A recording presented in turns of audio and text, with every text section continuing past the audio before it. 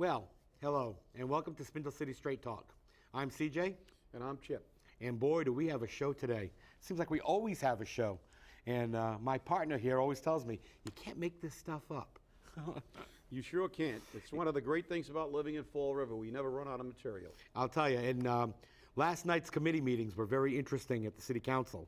And I have never seen a City Council roll over like I saw last night. Talk about pandering. You know, our rumor mill had told us that there was meetings, private meetings held between the mayor and several members of the City Council. And those private meetings were to address the ordinance which came up last night, requiring that the administration answer to the City Council on spending bond money. Well, that ordinance came up, and based upon some misinformation presented, it was shot down. And it's amazing how the people responsible for shooting it down were three of the infamous five. Those being Pat Casey, Jaziel Correa, and Paul De Silva. Not like they're in the mayor's pocket or anything, but, you know, words speak louder than anything else. But they based their decision on a ruling or an opinion presented by Attorney Howiak, which was very interesting. And Chip, what did Howiak have to say? I mean, that forced them to cancel this whole ordinance. Well, first of all, let me get back to the infamous three of the infamous five. I have to give Pat Casey credit. I don't think she's in Mayor Flanagan's pocket. I think she's been in every mayor's pocket since she's been in office. I don't think she's ever voted against a mayoral initiative that's sent before the council in her life. And as I've made it very clear, I don't think that she should be a city councilor. She is totally incompetent. She doesn't protect the taxpayers of the city, and she doesn't do the job she was elected to do, which is to be an agent of the people. However, the other two are definitely in the mayor's pocket, and they proved it last night beyond a shadow of a doubt.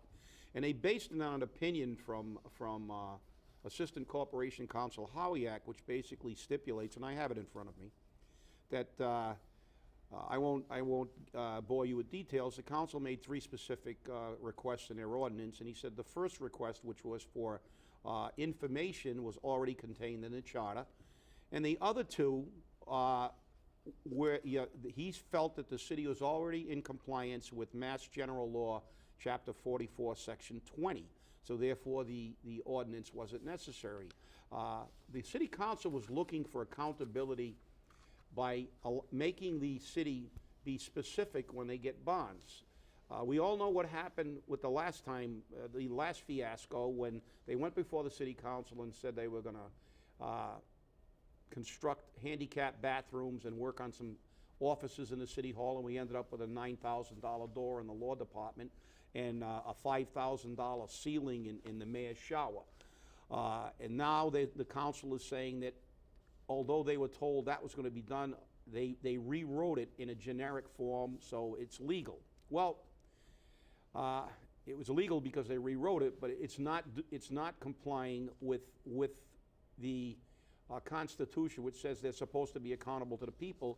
And the law that missed, which is ironic, the law that Attorney Howiak cited, Chapter 44, Section 20, which I have in front of me, said that in fighting an ordinance, a proposed ordinance that required specificity in bonds, he said that they're already in compliance, even though the last bond actually wasn't specific. And I believe they went in front of the council and said it was in generic form. I will read you the first line, and I think it says it all. The proceeds of any bonds or notes, except premiums and accrued interest, shall only be used for the purposes specified in the authorization of the loan. So I don't know. It looks like we're not lawyers. I believe my co-host CJ was they kind of poked him when he quoted a law to him. But you know, we may not be attorneys, but I think I can read.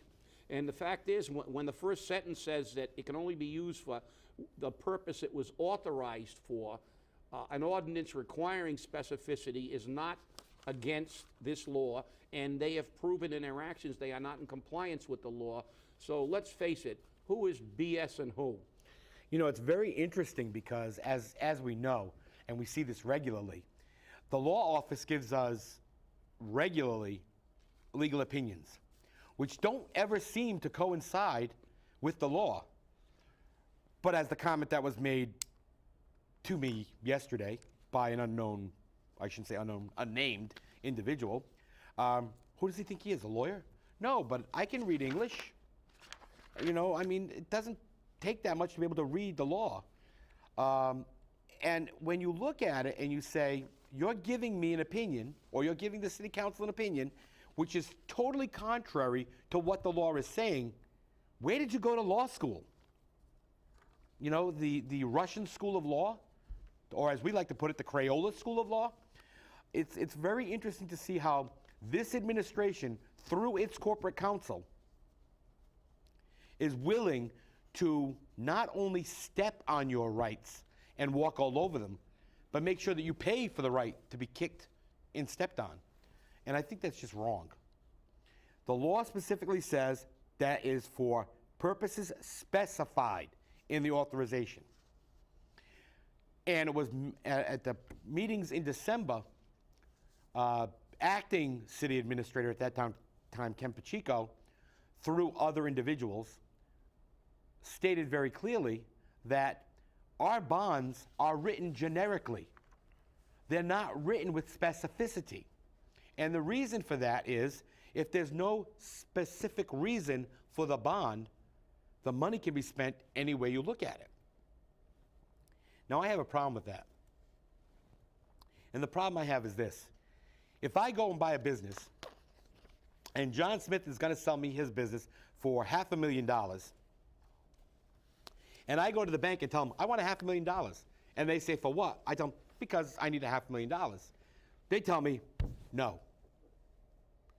But if I go to the bank and say, oh, here's my business plan, and I want to buy this business from John Smith, and it's $500,000, they go, oh, okay, well, where's the property to secure this?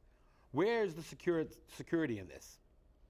And then they go, yes, just like when you buy a house. What's the security? The house. In Fall River, we don't do that. We post generic bonds, and we sell them to people who are stupid because they buy them. And we get money, and we spend it the way we want for $9,000 doors, because we don't look like we're a law office without them. You know, appearances.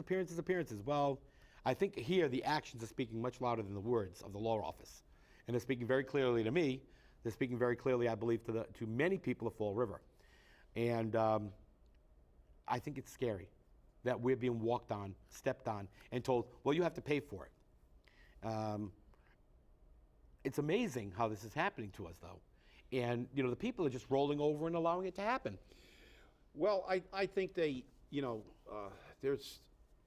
listen to campaign slogans for these people, and some of these people are well-funded, and they get into office, and now we have these new people, and I find it mind-boggling that people aren't paying attention that someone who's running for city council, which, by the way, is supposed to be a checks and balances between legislative branch and executive branch, and he was a spokesman for the current mayor, and then they're surprised when they railroad the taxpayer. The fact is, I spoke to one of the top attorneys, not only in this state, but he's one of the most well-respected attorneys in the nation. He was the consultant for a community in this city. He did render legal opinions. He's very familiar with the process on both sides of the table. And he made a very, very good point when I was discussing what's happening here in Fall River. And this seems to be lost in the discussion, that a legal opinion is just that. It's only an opinion. And we seem to think that anything the law department portrays it, that any time they come down with an opinion, that's the end of it. We told you what it's supposed to be, and that's our opinion, and we're lawyers, and you're all idiots.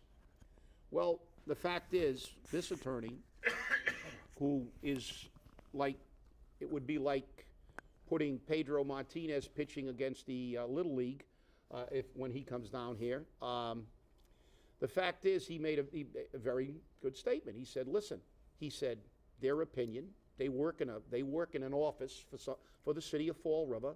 I work in an office." He said, "And the fact is, their opinion or my opinion is just an opinion. The only opinion that's carved in stone is a judge.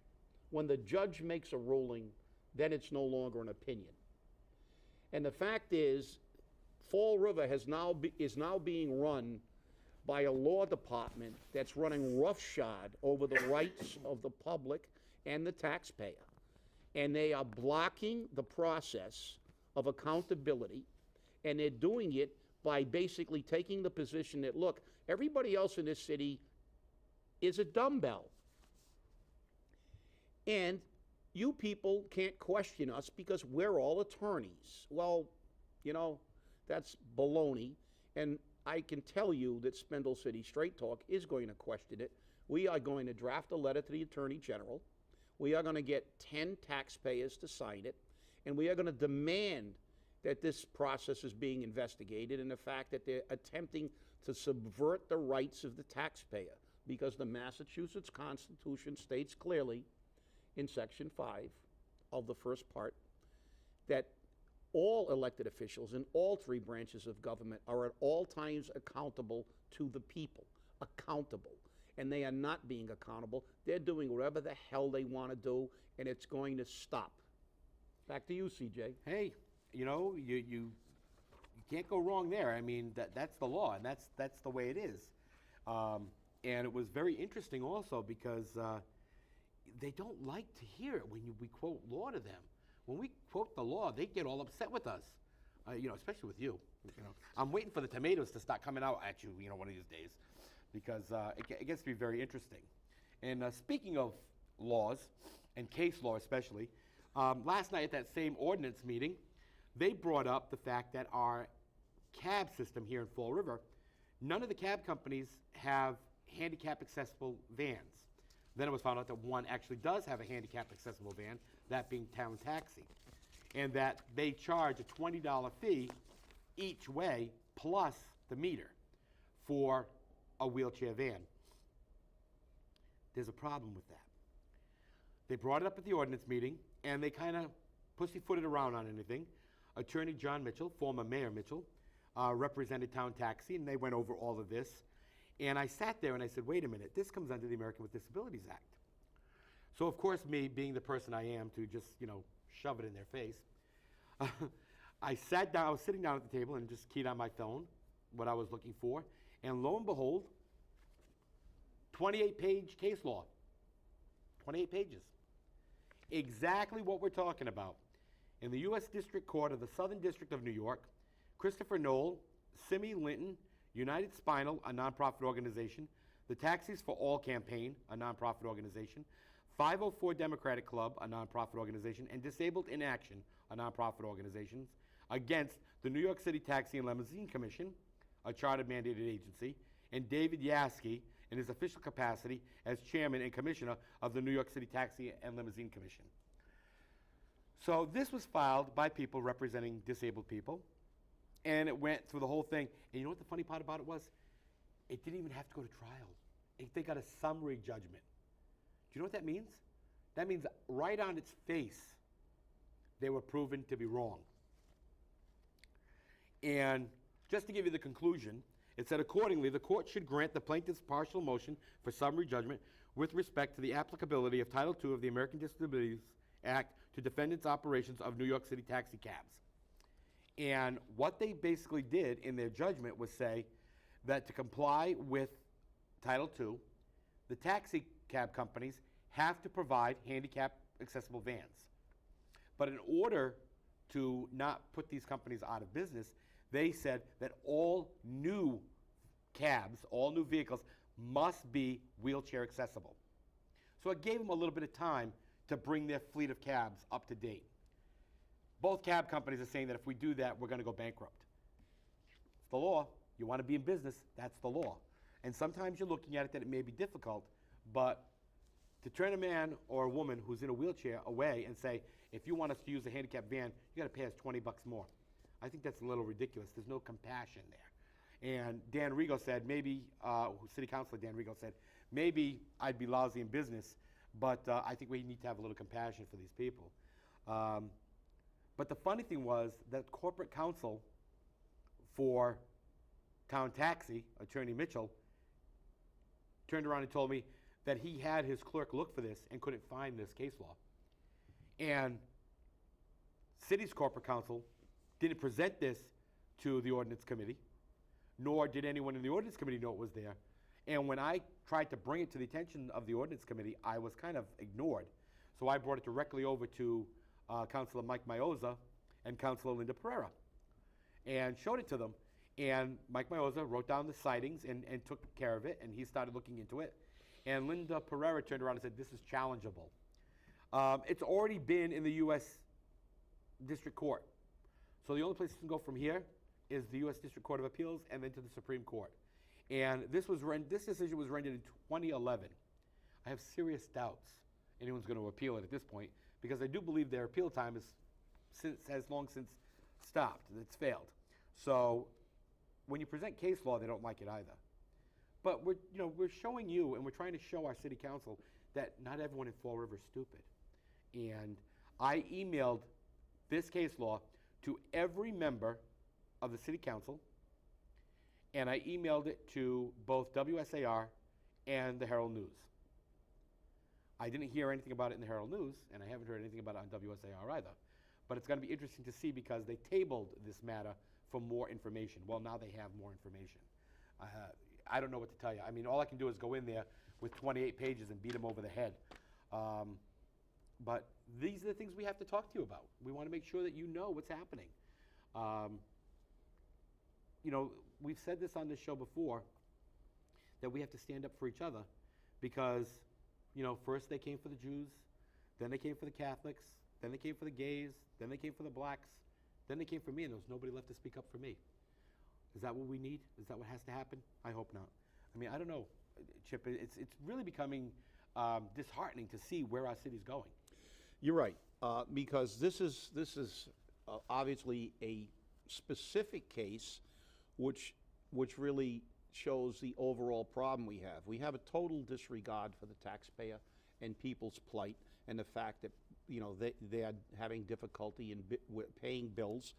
What I cited before the council before, the fact that we're at the bottom with number of businesses, why we're at the top in poverty, and at the bottom again with household income. There seems to be a total disregard for what the people in this city face every day. And now to take a disabled person and charge them $40 more in every trip, $20 each way, because they're handicapped, to me is unconscionable. It's taking, the ultimate advantage of people who have no other means. Let's face it, if you've got a lot of money and you can afford your own van, okay. But the people who are relegated to taking a cab obviously don't have the money to purchase a vehicle of their own. So what do? We pile it on, and our city council doesn't do their due diligence. And you don't have to be a lawyer to research these things. You don't have to be a lawyer to read case precedents. And the fact is, opinions are opinions, but as CJ said, this is a federal ruling. This isn't a state ruling. This isn't a city legal opinion. This is a federal court. And the next step after appellate will be the Supreme Court of the United States. So obviously this opinion has tremendous weight. Can you appeal it? Absolutely. Do you normally get federal judges overturned? Very, very rarely.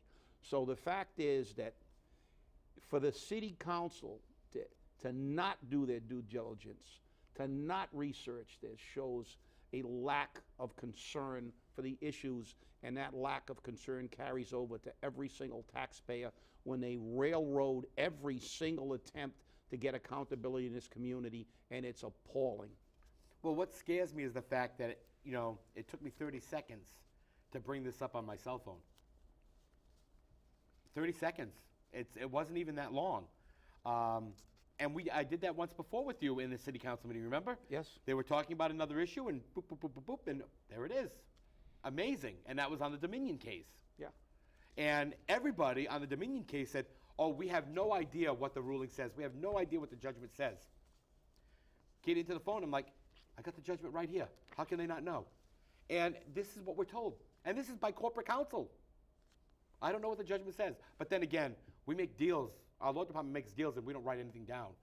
So, you kind of get what you pay for. But we're paying a lot of money for this. Especially seeing that she doesn't do any work, she sends it all out. Well, you got to realize that if she admitted that she could find it, then they would have to admit that they missed the deadline that they were aware of. I know. So they're not going to, there is plausible deniability, just as this is probably the only law department on the planet that doesn't get everything in writing. And we've said it before, normally when you visit a lawyer, and all of us, most of us have visited a lawyer at some point in time, you have to sign an affidavit to go to the men's room. And so for a law department to be dealing with almost $1 million case and not have a paper trail, the first thing an attorney does is take out his notepad when you walk into his office. Everything's in writing. Everything is dated. Everything is timed. It's just, as I said, they insult our intelligence. And the fact is, they are banking on the fact that we are driving all the best and brightest out, and they're assuming that everybody left here is a moron. And that's not true. Because the fact is that people are paying attention, taxpayers are becoming outraged, and as I said, the revolution is soon at hand. It's getting scary. There are people out there wanting to put together a committee of tax revolt. There's people out there calling us, sending us emails, sending us messages on Facebook, telling us, how do I get involved? I want to fight this. I want to stop this. Well, you know what? If you want to be one of the 10 people that file a complaint against the city, send us a message on Facebook. Stop us in the market. Stop us at the store. I mean, we see everybody. Chipper sees them over at the boys club. He sees them downtown. I see him downtown. I see him outside of Letty's. I see him in the market. Let us know. We'll take your name, your phone number. We'll make sure that when a complaint is filed, you're on board with everybody else. Let's make this city accountable for what they're doing to us.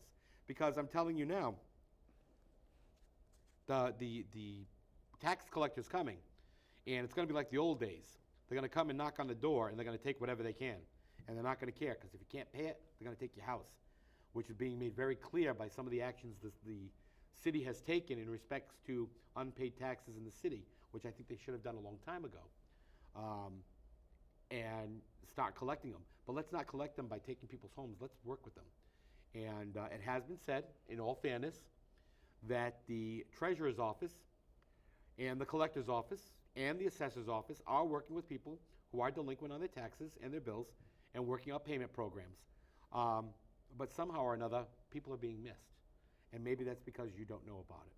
So find out. There's a lot of stuff out there.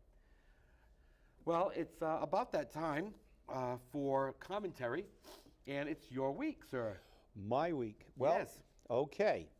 Well, we will begin, and it's going to stay basically on point today about what we have to do.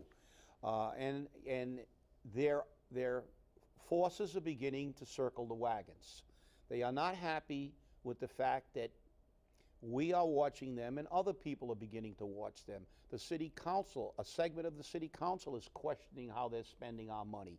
They're getting upset.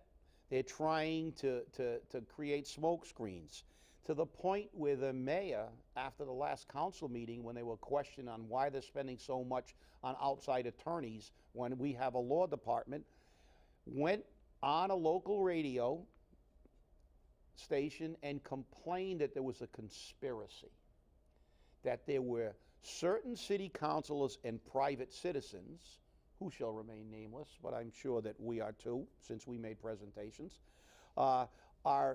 there's a conspiracy, and that the people of the Fall River are becoming anxious. There's anxiety among the people of Fall River. Well, I'm going to say, where is the real conspiracy? We should have some anxiety, but not by the fact that we have some city councilors that are actually trying to make this city spend its money for the people and for the betterment of the city, not the betterment of bathrooms or doors. The fact is that they should be anxious about the fact that there's a segment of this population in our executive branch and in our legislative branch that has a total disregard for the taxpayer and its money. Is there a conspiracy? Well, one man's conspiracy is another man's revolution. The fact is that we are not trying to do anything except protect our interests as taxpayers and homeowners and residents of the city of Fall River. We have said on this show time and time again, we can't have firefighters and police officers being subsidized with welfare payments from the federal government. We pay our taxes to have police and fire and DPW and essential services. That's why we pay our taxes. We don't pay our taxes for $9,000 doors and $5,000 ceilings and a shower. I even question why a man needs a shower. Doesn't he have a shower in his own house? You know, he can come down to Boys Club and take a shower. We got showers down there. But the fact is that, do we need bonds? Absolutely. But we need bonds to redo our city water systems. We need bonds to do necessary things. We don't need, it's in a perfect world, we would have enough money to do everything. But we don't need bonds to rehab parks right now. We can't afford it. That's the reality. Would I like every park to be beautiful? Absolutely. But the fact is, we had a man go before the council and say that parks improve quality of life. That may be true in an abstract sense, but the fact is, a person who can't afford to take his children to a movie because he just doesn't have the money, his quality of life is in the toilet. I don't care how nice the park is, he's not having a good life because he can't even take his kids to a movie. And when this city continues to raise his cost of living and make him worse, they are making his quality of life poorer, and all the parks in the world are not going to cure that problem. Back to you, CJ. You know, you hit the nail on the head as usual. You know, we don't pull any punches around here. So remember, this is your show, and we have great joy in bringing this information to you. We're not looking to cause a problem. We're looking to bring you the facts. This is Spindle City Straight Talk. Remember, if you don't hear it anywhere else, you'll definitely hear it here. We're usually ahead of the press and the radio, and mostly television. Thanks for joining us, and I hope to see you again next week. People before politics. Have a good day.